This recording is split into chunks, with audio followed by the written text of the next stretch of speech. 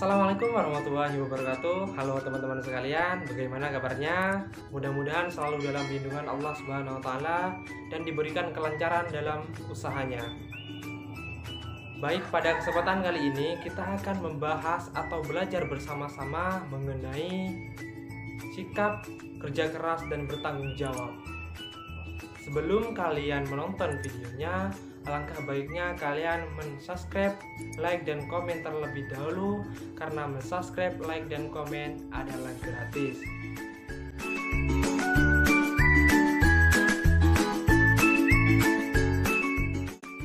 Baik teman-teman, sebelum kita melanjut ke videonya, saya perkenalkan terlebih dahulu diri saya. Nama saya Ahmad Prasadiki, NIM T2019-1259. Saya berasal dari kampus UIN Khas Jember, Fakultas Tarbiyah dan Ilmu Keguruan Prodi PAI. Baik, langsung ke pembahasannya. Pembahasan kita adalah kerja keras dan bertanggung jawab. Ada yang tahu apa itu kerja keras dan bertanggung jawab di antara kalian? Pasti kalian bingung untuk menjawabnya, ya kan? Baik, saya jelaskan. Kerja keras adalah berusaha sekuat tenaga selagi kita mampu untuk melakukan hal tersebut. Itu untuk bekerja keras. Terus untuk bertanggung jawab itu adalah menanggung atau mau menanggung sesuatu yang telah kita lakukan dan menerima resiko apapun yang akan terjadi akibat apa yang kita lakukan. Contoh dalam berusaha keras, yang pertama dalam pendidikan, ketika kita melakukan atau ingin nilai yang baik dalam ujian nasional, karena ini menyangkut materi kelas 12 ya, MA ataupun SMA. Jadi saya contohkan dalam pendidikan.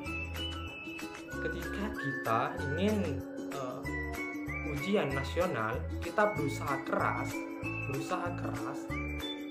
ingin mendapatkan nilai ujian tersebut. Itu termasuk dalam aspek bekerja keras. Itu yang pertama. Yang kedua adalah bertanggung jawab. Contohnya adalah ketika kita melakukan sesuatu, perbuatan sesuatu, kita harus menanggung sendiri akibatnya dari perbuatan hal tersebut. Ya, dalam aspek agama, ketika kita melakukan sesuatu dengan tangan kita, hati kita, ataupun badan kita, maka di akhirat nanti pasti ada pertanggungjawabannya. Baik teman-teman, lanjut kepada pembahasan yang kedua, yaitu cara membiasakan diri dalam perilaku kerja keras dan bertanggung jawab. Bagaimana caranya agar kita membiasakan diri dalam perilaku kerja keras?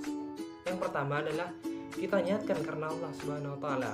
Kenapa kita harus meniatkan karena Allah Subhanahu wa taala? Jadi, ketika kita melakukan sesuatu ataupun mengerjakan sesuatu, hal itu akan dinilai ibadah dan dinilai pahala oleh Allah Subhanahu wa taala. Maka otomatis ketika apapun yang kita lakukan, apapun yang kita kerjakan dinilai pahala oleh Allah, otomatis Allah akan memberikan itu, insyaallah. Wallahu a'lam bishawab. Terus yang kedua apa? Adalah kerjakan sesuatu dengan bersungguh-sungguh.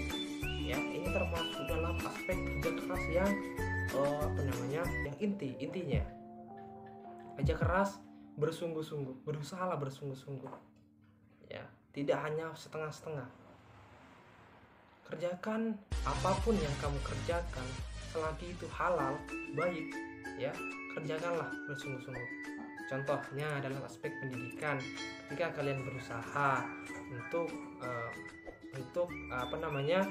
ingin nilai yang besar, ingin nilai yang optimal, kalian harus berusaha bersungguh-sungguh, tidak hanya santai-santai saja.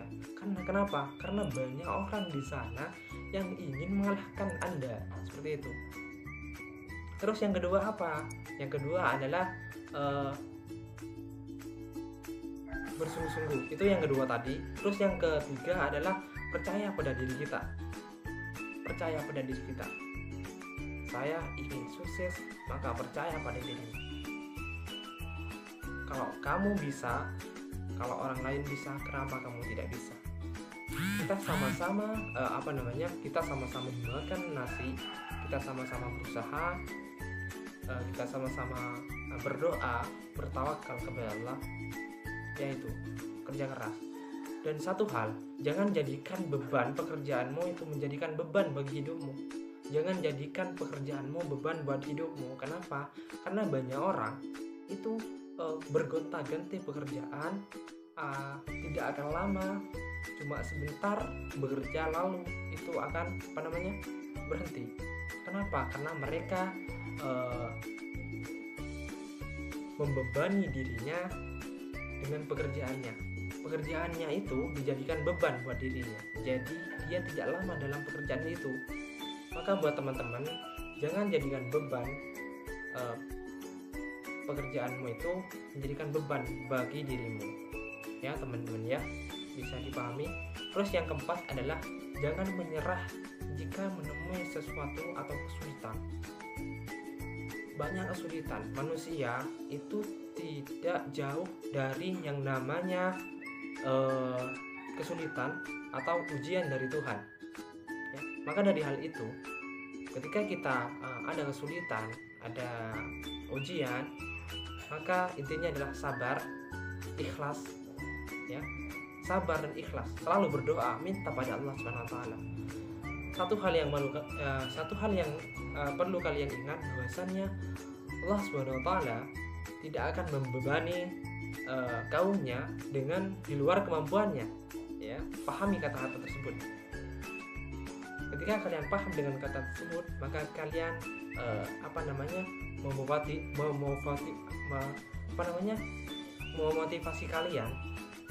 motivasi diri kalian untuk terus bekerja atau bersemangat dalam berusaha. Terus yang kelima adalah hindari pekerjaan-pekerjaan yang tidak halal, menyimpang dari agama, ya. Pekerjaan baik, kata Allah, orang-orang yang bekerja baik, dan bekerjanya itu baik, satu yang didapat perjumpaan dengan Allah. Liqa'u, aku berjumpa secara langsung dengan Allah,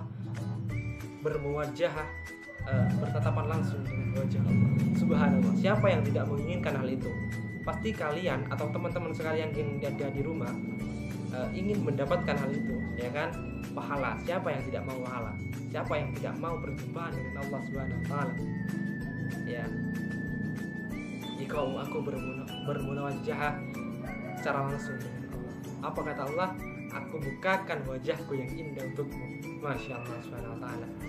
Itu ya aspek nomor 5. Terus yang keenam adalah bertawakal ke Allah. Pasti kalian sudah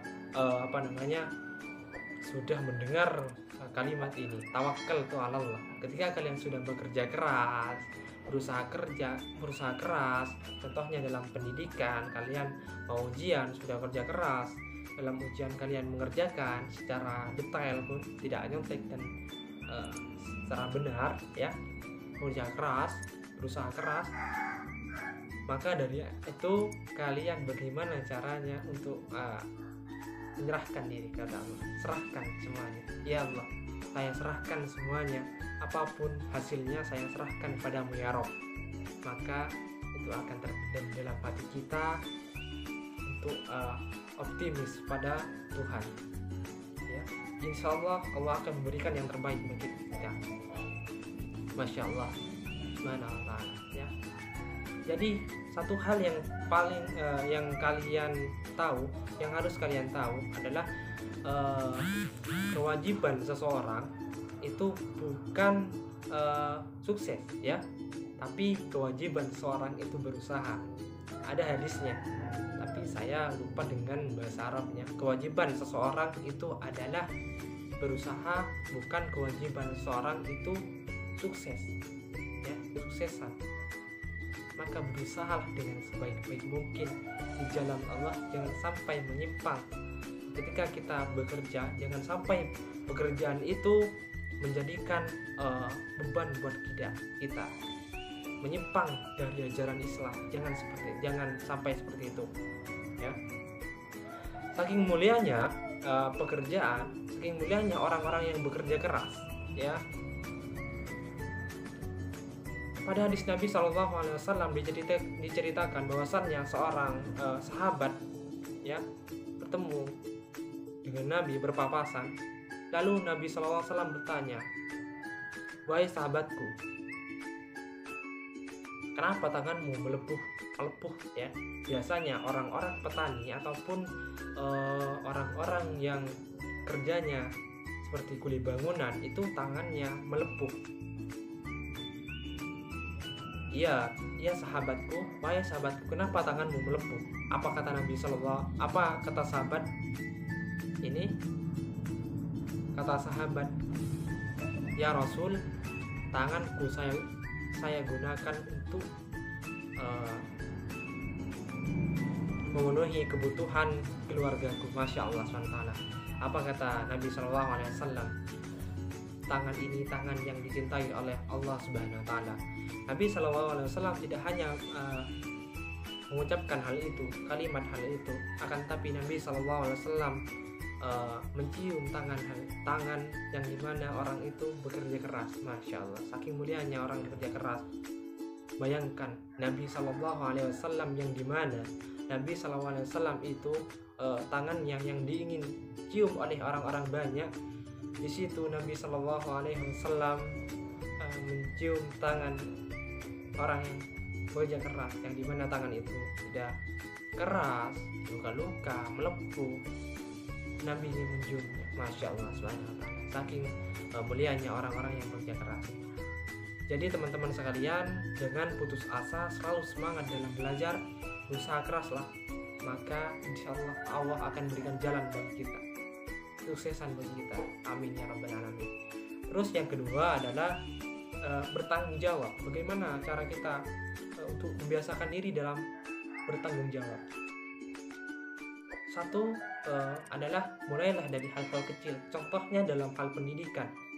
Ketika guru menyuruh kalian ataupun memberikan kalian tugas, kalian itu wajib atau bertanggung jawab ya untuk mengumpulkan tepat waktu.